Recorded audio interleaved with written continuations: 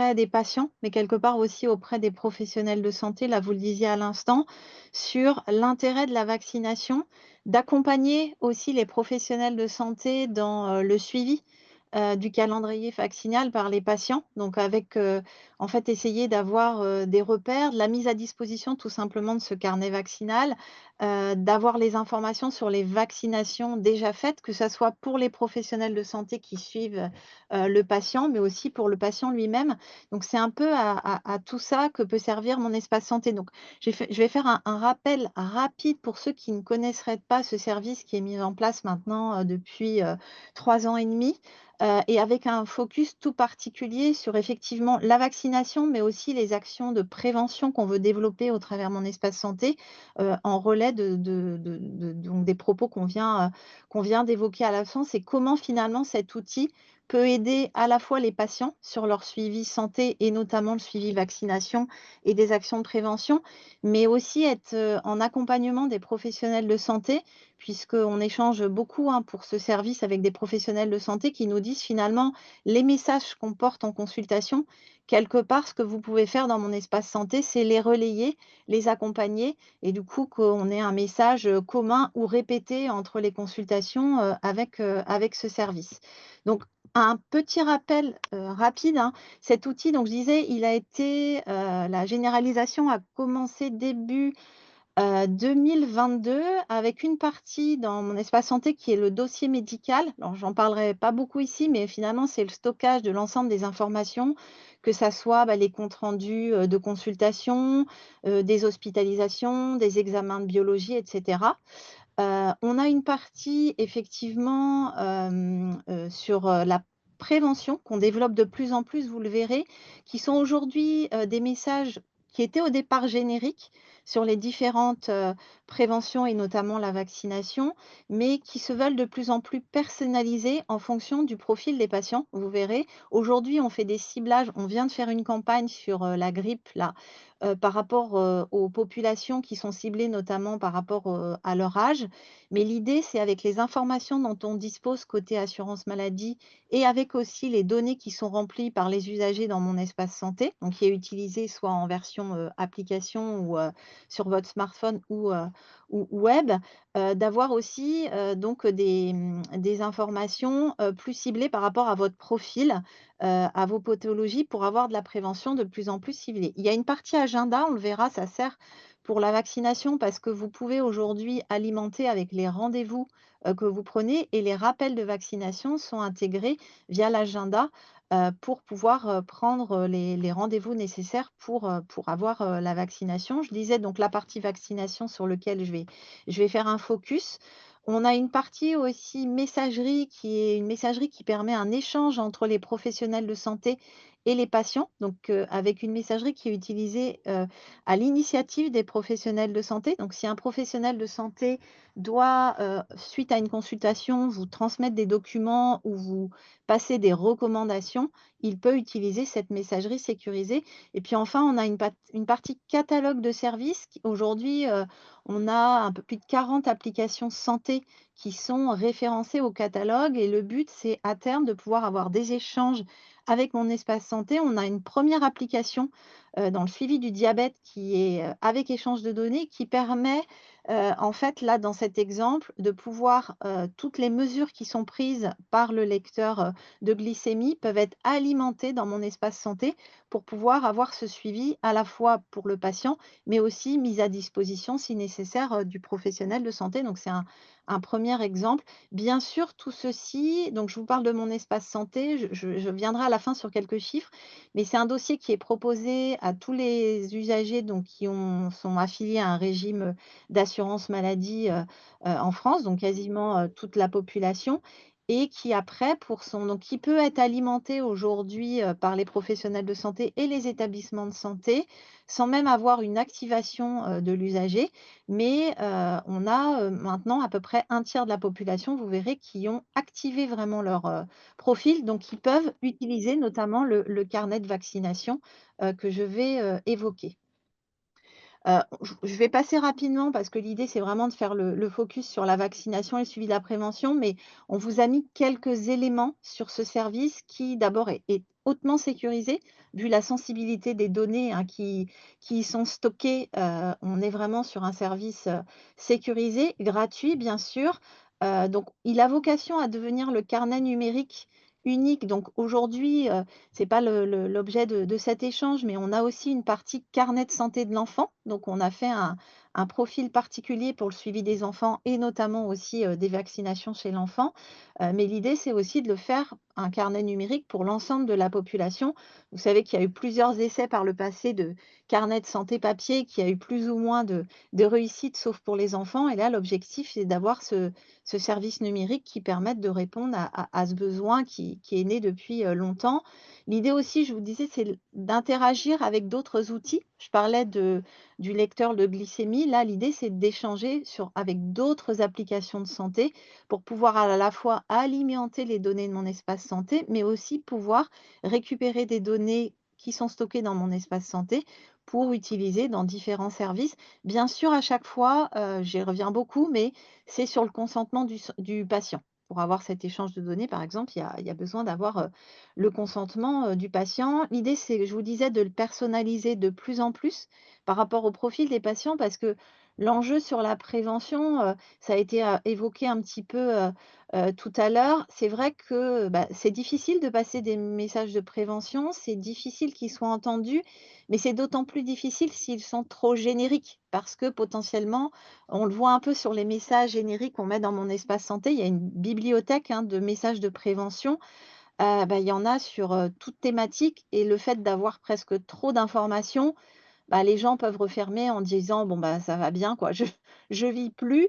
Alors que si on leur propose des contenus plus adaptés à leur état de santé, à leur situation, à leur âge, bah, ils seront sans doute plus réceptifs aussi, aux messages. L'idée, c'est aussi d'avoir un service pérenne, c'est-à-dire c'est un service public, et l'idée, c'est d'avoir ce carnet, toute la vie, et avec des contenus validés. Quand j'évoquais, par exemple, les messages de prévention, bien sûr, on utilise, on parlait là tout à l'heure, des références, HAS et cetera. On s'appuie, bien évidemment sur tous ces contenus, validés notamment par la Haute Autorité de santé. Donc, je vous le disais, ce qui est important à savoir, c'est que mon espace santé, donc, il peut être alimenté, et notamment aussi par la partie vaccination, par l'ensemble des professionnels de santé. Et ça, dès lors que le compte est créé, et vous verrez, on a maintenant quasiment toute la population pour lesquelles il y a eu une création de mon espace santé, sauf si les patients se sont opposés ou ont fermé leur compte, mais on a un taux très faible, moins de 2% de la population s'est opposée à l'ouverture. Et une fois que le compte est créé, il peut être activé, par le patient, et c'est là qu'on a à peu près, 1/3 maintenant des patients qui l'ont réellement activé et qui peuvent s'en servir activement. Donc sur le carnet de vaccination, on a différentes, rubrique dans mon espace santé. Donc on a essayé de vous faire, des copies d'écran, où vous voyez, on a d'abord un affichage. On parlait du calendrier vaccinal tout à l'heure, donc on le met à disposition, hein, le calendrier de l'année en cours. On a essayé de le simplifier pour qu'il reste, lisible pour les usagers. On a, donc la possibilité, de visualiser les vaccinations qui ont été, alors je vais y revenir, qui vont être remplies soit par le patient lui-même, soit de plus en plus par les professionnels, de santé, heu que ça soit les médecins, les pharmaciens et cetera, donc tous les professionnels habilités, je vais y revenir en détail. On a la possibilité aussi de télécharger une synthèse des vaccinations. On l'a notamment sur la partie carnet de santé de l'enfant. Vous savez qu'on a vous avez, des employeurs, des écoles et cetera qui demandent un récap des vaccinations. Bah, l'intérêt, d'avoir cette version numérique, synthétisée, vous avez tout dans un même document, et surtout qui reste lisible dans le temps. Parce que si vous prenez, aujourd'hui le carnet de santé d'un enfant avec la page vaccination, et ben, la plupart des mentions, sont effacées, au fil du temps. Vous avez la possibilité aussi dans mon espace santé, dans la partie agenda que j'évoquais tout à l'heure, d'avoir justement une visualisation, des rendez-vous recommandés, donc pour la vaccination, mais aussi pour, les actions de prévention qu'on va voir un petit peu, après. Et puis vous avez une visualisation aussi, des vaccins qui ont été délivrés. Alors ce qu'on appelle mon histoire de santé, c'est en fait, aujourd'hui l'assurance maladie a la trace de toutes les facturations, des actes, qui sont faits, auprès d'un patient et notamment les vaccinations et on a cette partie histoire de santé qui sont l'historique sur un an, de toutes vos actes, qui ont été remboursés par l'assurance maladie. À l'intérieur, vous avez les vaccins et donc on permet, de, les visualiser, ce qui donne une trace de l'historique des vaccins. Donc vous voyez, vous avez une vue, à la fois, des examens médicaux, et des vaccinations à réaliser qui sont, rappelés et vous avez, du coup, le lien avec l'agenda. Donc on vous a mis, 2 versions. Vous avez donc, la version mobile que j'évoquais de mon espace santé, donc sur votre, smartphone, hein. Et puis la version qu'on appelle, web, donc sur internet et vous voyez donc ça se présente un peu, différemment. Et donc ça, c'est la version où c'est vous, patient, qui rentrez, les éléments des vaccins. Alors ça, c'est valable notamment aussi sur les historiques, c'est-à-dire que si pour des vaccinations que vous auriez eues avant, la création de mon espace santé, vous souhaitez peut-être pouvoir mettre les éléments, des vaccins qui soit étaient sur votre carnet de santé papier ou sur des feuilles que vous aurez remis le médecin. Donc on a la possibilité de saisie, des éléments et ces éléments de saisie, si vous faites un peu à votre initiative un récapitulatif donc des vaccinations, un professionnel de santé, a la possibilité de valider, ces renseignements, lors d'une consultation pour, vraiment, valider, la saisie qui a été faite sur, les différents, vaccins. Et ça, ce qui est intéressant, c'est qu'ensuite, il y aura une visibilité de ces informations par les professionnels de santé, que vous serez amenés, à consulter, par la suite.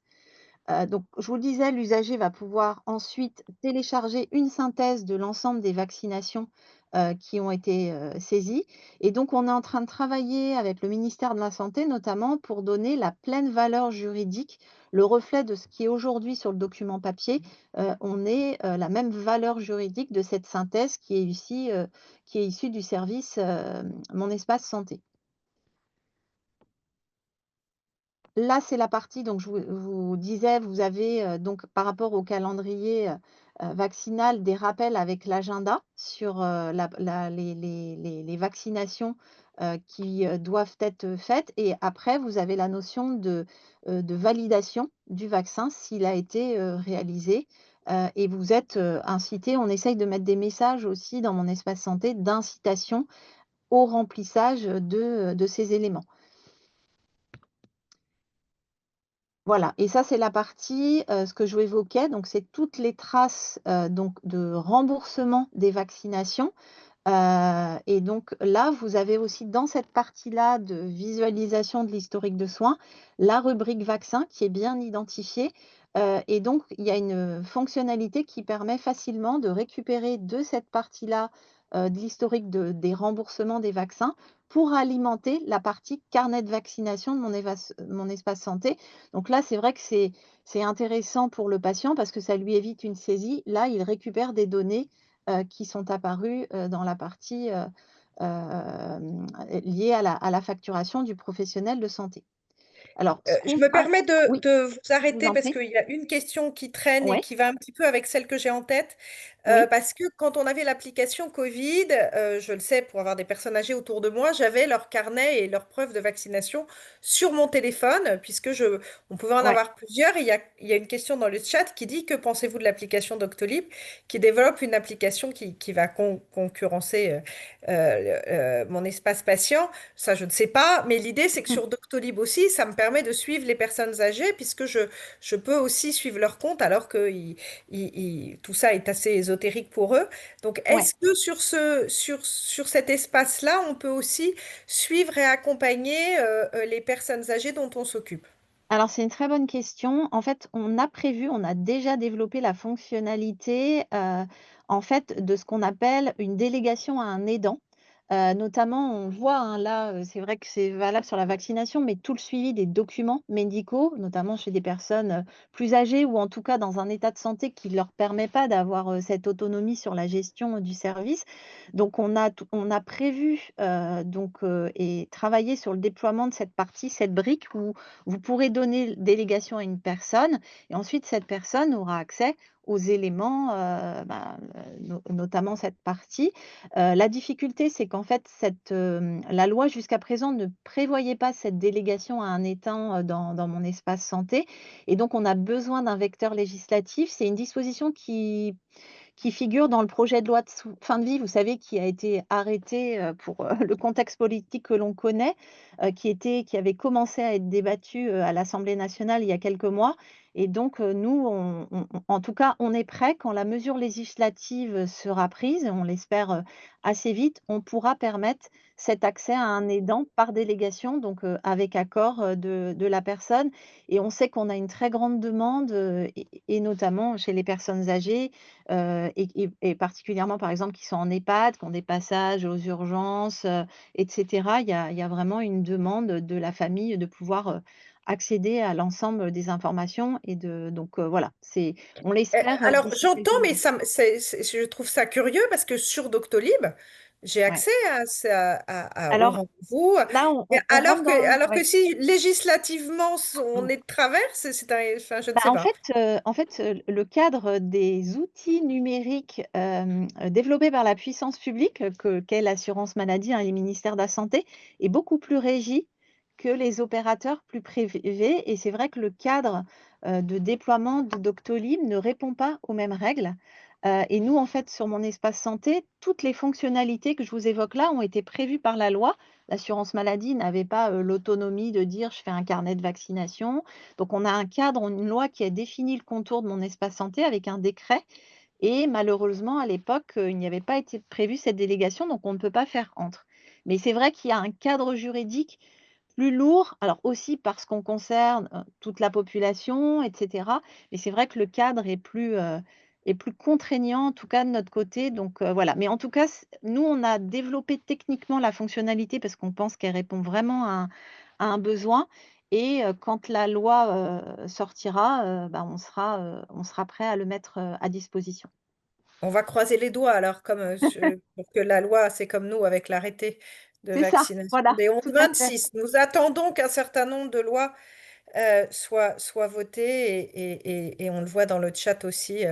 On sait qu'il y a le projet de loi sur la fin de vie C'est est ça. un peu en Ça fait stand-by vraiment aussi, comme beaucoup d'autres. c'est ça.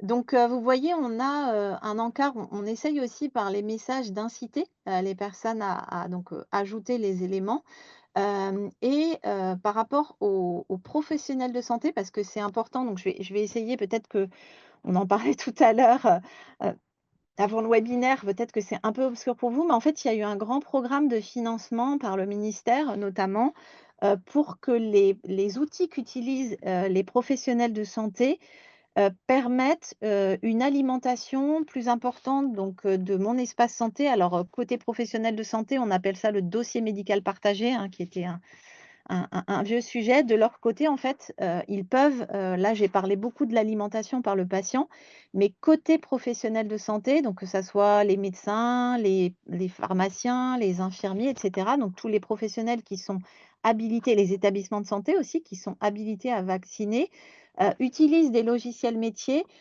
qui, aujourd'hui, n'étaient pas, en mesure facilement, en tout cas pour la plupart, d'alimenter ce qu'on appelle la partie carnet de vaccination de mon espace santé. Alors, pour les pharmaciens, c'est déjà pris en compte, c'est déjà déployé sur le terrain. Donc, un certain nombre de vaccinations qui sont entrées par les pharmaciens dans leur logiciel sur leur poste de travail se retrouvent bien dans mon espace santé. On a des logiciels médecins aussi qui commencent à l'avoir implémenté et ce qu'on appelle la vague 2 du Ségur qui est un programme de financement où on va encore faciliter l'usage des outils numériques par les professionnels de santé, vont généraliser cette partie alimentation du carnet de vaccination par les professionnels de santé. Et là, il y a un enjeu important parce que on sait qu'avec la délégation de vaccination à des professionnels comme les infirmiers, comme les pharmaciens, on entendait beaucoup les médecins dire: «Bon, bah, c'est très bien, ça nous décharge, ça permet un accès plus facile à la vaccination». Mais après, on a un enjeu de connaissance entre professionnels de santé, de savoir est-ce que mon patient a été vacciné ou pas? Est-ce que j'ai besoin de lui faire un rappel lors de la consultation? Et là, le fait d'avoir cette information qui va petit à petit être centralisée dans mon espace santé, va nous permettre d'avoir une vision claire de la couverture, vaccinale, du patient et de voir si, en fonction de l'information qui figure dans mon espace santé, donc qui est consultable, par les professionnels de santé, sauf si un patient le bloque, mais en principe, s'il n'y a pas eu de blocage des patients, il a accès aux données. Il peut savoir s'il a intérêt à repasser un message, sur la vaccination à faire auprès de son patient. Donc là, il y a vraiment un enjeu, on disait, il y a un enjeu d'information et qui là peut être rempli, avec, cette généralisation, de l'alimentation aussi, côté professionnel, de santé. Et plus largement, j'ai voulu ouvrir un peu le propos sur aujourd'hui, pardon, ce que l'on veut développer aussi, au-delà de la vaccination, c'est toute la partie, prévention. Donc on a aujourd'hui des rubriques, je vous le disais, donc sur les vaccins et les rappels de vaccination. On a des éléments, des articles aussi beaucoup aujourd'hui, que ça soit sur, l'intérêt de la vaccination et sur des éléments de prévention, en général. On commence à avoir aussi ce qu'on appelle des auto-questionnaires remplissables, via mon espace santé. Je ne sais pas si vous avez entendu parler du Mon Bilan Prévention qui est proposé à 4 tranches d'âge de la vie pour, préparer des échanges avec les professionnels de santé sur son état de santé, sur des éléments d'habitude de vie et cetera. Donc qui sont remplissables, en ligne sur mon espace santé et qui peuvent être mis à disposition des professionnels de santé si le patient le souhaite. On a une rubrique donc sur, aujourd'hui aussi tout ce qui est donc rappel des examens recommandés et aussi sur, les dépistages. On a, de plus en plus aussi d'articles sur, les différents dépistages. Alors toujours, on n'invente pas, hein, les contenus, on renvoie vers les contenus officiels sur, ces éléments, mais c'est plus, une mise en visibilité, des patients. Donc pour donner un petit exemple, hein, sur, comment ça se traduit, vous voyez pour, par exemple, là, c'est un extrait sur le carnet de santé de l'enfant, vous voyez? On fait, des éléments sur, le rappel, des examens, vaccination contre la coqueluche et cetera.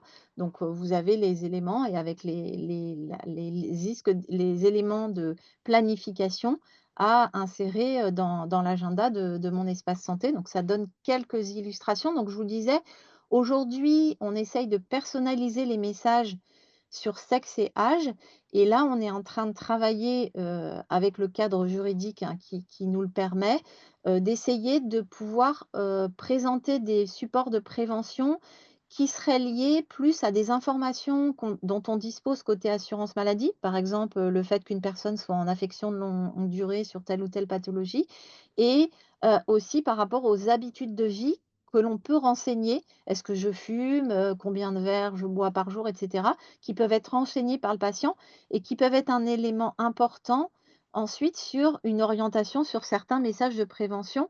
Alors là encore, il y aura une question de consentement, c'est que, il faudra que le patient soit, d'accord pour avoir ce type d'information personnalisée. On lui permettra en tout cas de s'opposer s'il ne souhaite pas. L'idée, c'est pas d'être non plus, intrusif, mais plutôt, d'accompagner les patients et leur donner l'information, nécessaire. Donc ça, on parlait du calendrier, vaccinal, donc c'est le calendrier qu'on met en ligne aussi. Et notamment là, on a fait un focus où vous avez toutes les vaccinations, notamment, obligatoires pour les nourrissons ou aussi la vaccination, pour les 65 ans et plus. Donc ça, il est mis, et donc on a fait, je vous disais, une campagne là sur la grippe, alors on envoie, hein, déjà des bons de prise en charge côté assurance maladie, mais on s'est dit que au delà de ces bons, c'était intéressant de mettre en visibilité dans mon espace santé aux patients concernés, le fait qu'il était important de se vacciner pour les patients, donc qui, ont plus de 65 ans ou qui sont atteints de maladies chroniques. Donc on a fait passer des messages, via, Mon Espace Santé. On a touché plus de 4,6 millions de personnes et puis Alors, quelques juste, comme on a ouais, quelques questions dans le chat, et ouais. puis une question qui me semble intéressante, parce que j'ai l'impression que les choses ont changé avec le temps. En disant comment ça se passe avec les logiciels de santé au travail, quel système de vase communicant avec d'autres instances comme la médecine du travail.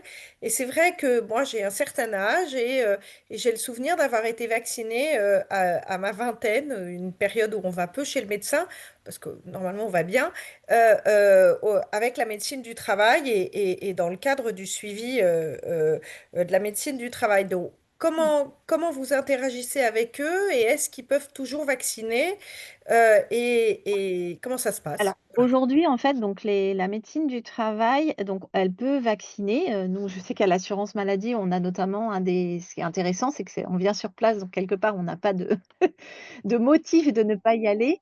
Mais aujourd'hui, ils peuvent vacciner, mais le vaccin, en fait, doit être, repris par, l'usager pour le mettre dans Mon Espace Santé. Par contre, on travaille, en fait, avec, le ministère, notamment du Travail et du ministère de la Santé. Il y a un texte, là encore, qui est en cours, un décret pour ouvrir, puisque la loi le permet, un accès donc de la médecine du travail au dossier médical partagé, donc à Mon Espace Santé, mais sous certaines conditions. C'est-à-dire que le médecin du travail, vous le choisissez pas, entre guillemets.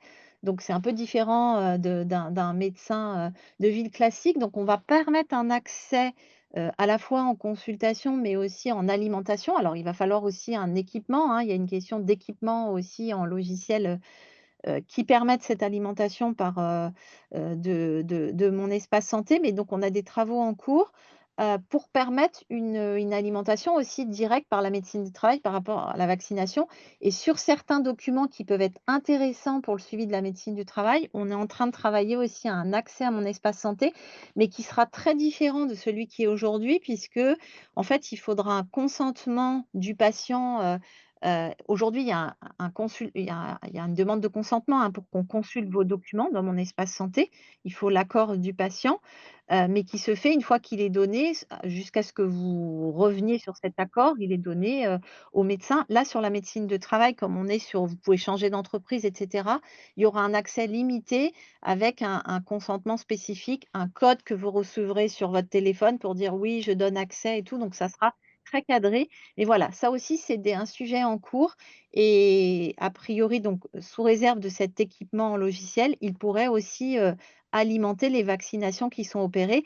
Dans l'attente, le mieux, c'est quand vous avez cette vaccination, sur la médecine du travail, c'est de récupérer les informations sur le vaccin, la petite étiquette, s'ils peuvent vous la fournir, pour pouvoir alimenter vous-même, comme j'expliquais tout à l'heure, en saisie, pour avoir de la traçabilité sur les vaccins. Parce que même dans mon histoire de santé que j'évoquais, comme ces vaccins faits par la médecine de travail ne sont pas facturés à l'assurance maladie, bah, on n'en a pas la trace, donc ce qui nous fait une perte d'information sur, la couverture vaccinale effectivement. Merci beaucoup. On a encore du chemin quand même, hein, Ah enfin, oui, si je on peux me a permettre. Je, après, je- après quand, si on partage les chiffres là, on Ouais. a aujourd'hui 22 millions de Français qui ont vraiment enfin qui ont, une utilisation active finalement au bout d'un peu plus de 3 ans. C'est plutôt bien. On a 40 aujourd'hui des professionnels de santé à peu près qui alimentent.